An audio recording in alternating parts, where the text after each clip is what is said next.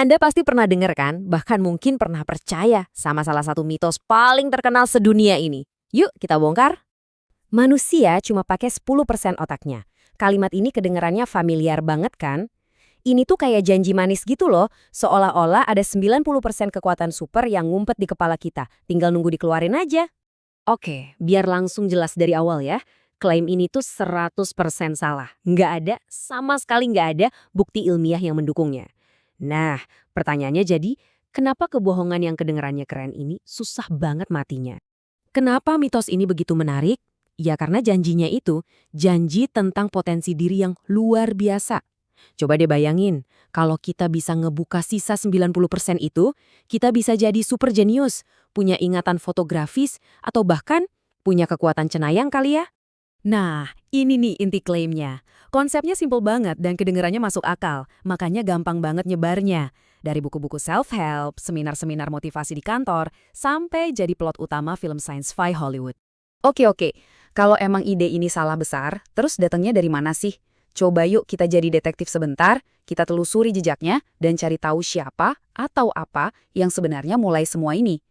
Anehnya, pas kita coba lacak sumbernya, kita malah nemu sesuatu yang, ya, aneh. Mitos ini tuh sering banget dikait-kaitin sama nama-nama besar, kayak Universitas Harvard atau ilmuwan top biar kedengaran kredibel. Tapi faktanya, nggak ada satupun dari mereka yang pernah bilang gitu. Itu semua cuma stempel palsu buat meyakinkan orang. Dan ini nih bagian yang paling bikin penasaran. Mitos ini tuh nggak punya bapak, nggak ada penciptanya yang jelas, nggak ada penelitian aslinya, nggak ada buku sumbernya. Tiba-tiba aja muncul kayak legenda urban gitu.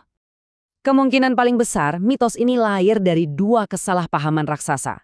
Pertama, ilmuwan-ilmuwan di awal abad 20 jujur bilang kalau banyak fungsi area otak yang mereka belum tahu. Sama publik malah diartikan jadi nggak kepake. Kedua, ada kutipan dari psikolog William James yang bilang kalau manusia belum mencapai potensi penuhnya. Entah gimana kalimat ini dipelintir abis-abisan, jadi manusia nggak pakai otaknya secara penuh. Udah deh, lupain soal sejarahnya.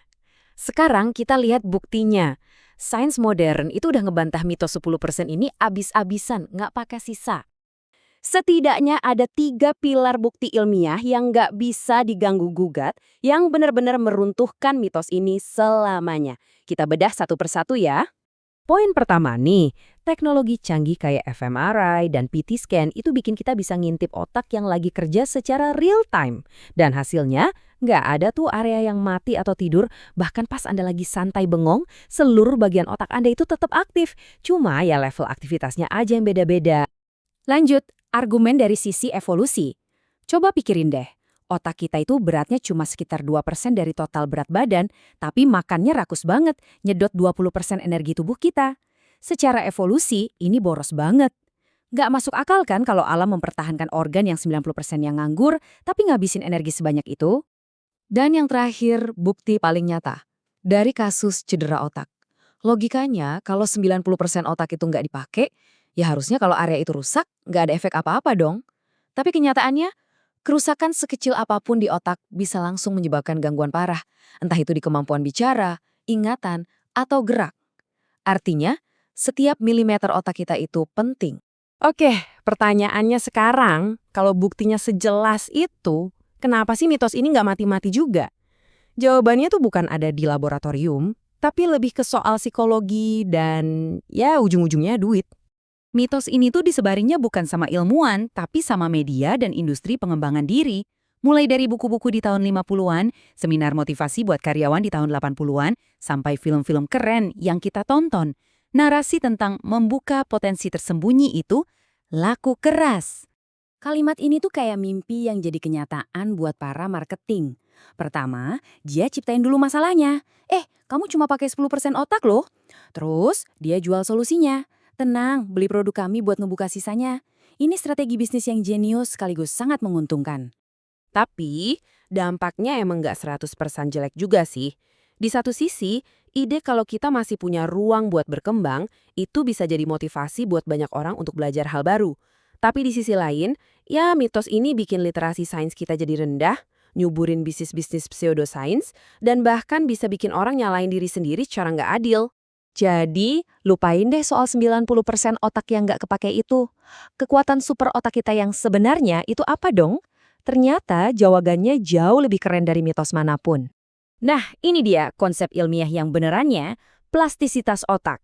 Potensi kita itu bukan di bagian otak yang nganggur, tapi di kemampuan luar biasa otak kita buat terus-menerus ngubah koneksi antar selnya. Jadi ini bukan soal ngebuka kunci, tapi lebih ke membangun dan memperkuat jaringan jalan tol di otak kita. Intinya gini, Anda itu udah pakai 100% otak Anda. Pertanyaannya bukan berapa banyak yang dipakai, tapi seberapa efisien Anda pakainya.